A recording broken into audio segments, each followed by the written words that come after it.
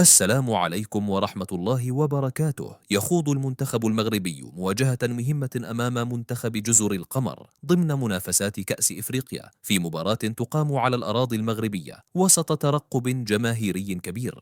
المباراة ستجرى يوم الأحد 21 من دجنبر على الساعة 8، حيث يدخل المنتخب المغربي هذا اللقاء بعزيمة قوية لتحقيق الفوز، مستفيدا من عاملي الأرض والجمهور، إضافة إلى الانسجام الكبير بين عناصره والخبرة التي راكمها في المنافسات القارية.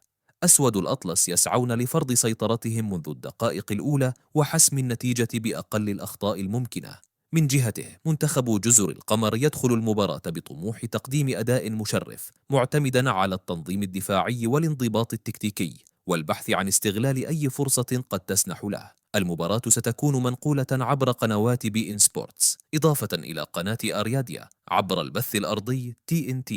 مباراة تحمل أهمية كبيرة في مشوار المنتخبين، والحسم سيكون لمن ينجح في فرض أسلوبه داخل المستطيل الأخضر.